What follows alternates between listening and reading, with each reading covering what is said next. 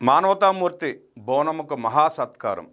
1997లో దివంగత మాజీ ముఖ్యమంత్రి శ్రీ నందమూరి తారక రామారావు గారి జ్ఞాపకార్థం ఎన్టీఆర్ ట్రస్ట్ని ప్రారంభించారు అప్పటి ముఖ్యమంత్రి నారా చంద్రబాబు నాయుడు గారు.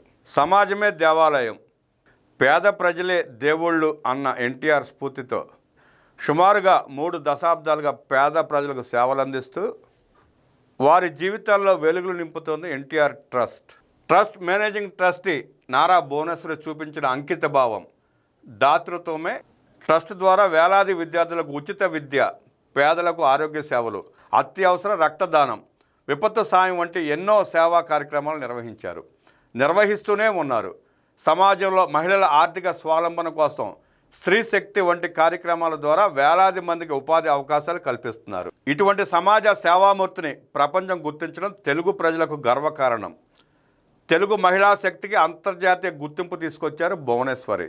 ఎప్పుడు వెలుగుల్లో ఉండే వ్యక్తి కాదు భువనేశ్వరి, కానీ ఆమె చేసిన సేవలు మాత్రం వెలుగులు పంచుతున్నాయి, విరజిమ్ముతున్నాయి. మౌనంగా సమాజ సేవ చేసిన ప్రభావం గొప్పగా ఉంటుందన్న నిజానికి ఆమె సాధించిన అవార్డు నిలువెత్తు సాక్ష్యం. ఉత్తమ భారతీయులు అనేకులు అందుకున్న ఇన్స్టిట్యూట్ ఆఫ్ డైరెక్టర్స్ సంస్థ డిస్టింగ్విష్డ్ ఫెలోషిప్ అవార్డు 2025 ఏడాదికి బోనమ్మను వరించడం తెలుగు జాతి ఖ్యాతి వినీలాకాశానికి ఎగరడమే. బ్రిటన్ రాజధాని లండన్ గ్లోబల్ కన్వెన్షన్లో నిర్వహించనున్న ప్రతిష్టాత్మక కార్యక్రమ వేదికపై భువనమ్మ ఈ అవార్డును అందుకోనున్నారు.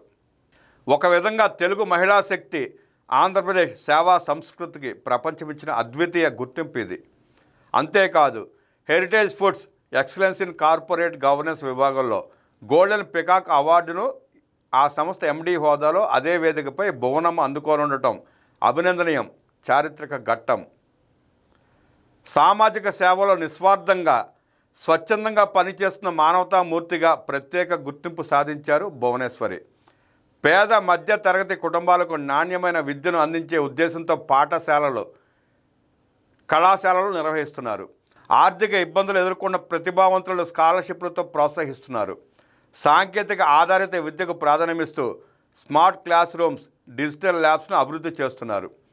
బ్లడ్ బ్యాంకుల ద్వారా ప్రాణం పోస్తున్నారు.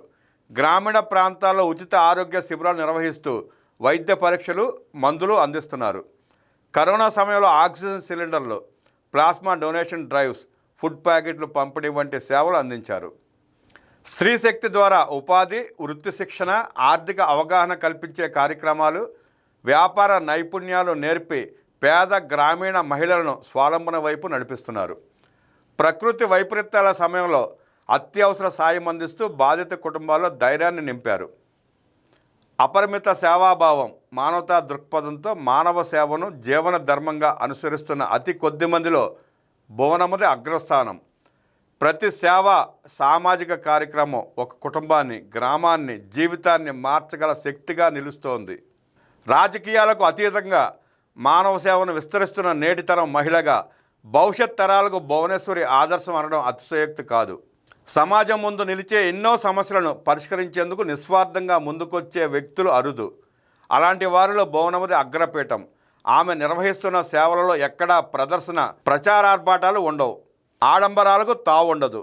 నమ్మిన సిద్ధాంతాన్ని ఆచరిస్తూ మౌనమునిలా విద్యుత్ ధర్మంతో ముందుకెళ్లే మార్గదర్శులలో భువనమ్మ ఒకరు. ఆమె పనితీరు భారతదేశంలోని వ్యాపారవేత్తలకు ఒక రోల్ మోడల్. అందుకే ప్రజా హృదయాల్లో ప్రత్యేక స్థానం సంపాదించుకున్న మహనీయురాలికి దక్కిన అపూర్వ గౌరవాన్ని చూసి రాష్ట్రం మొత్తం తామే అవార్డు తీసుకున్నంతగా మురిసిపోతోంది. ఆమె వ్యక్తిత్వం ఆధునిక భారతదేశంలో మహిళా నాయకత్వానికి ప్రతీక. సమాజం కోసం నారా భువనేశ్వరి సాగిస్తోన్న స్వచ్ఛంద సేవా యజ్ఞం ఇదే తీరున కొనసాగాలని, పేదల జీవితాల్లో వెలుగులు నింపాలని మనసారా కోరుకుందాం.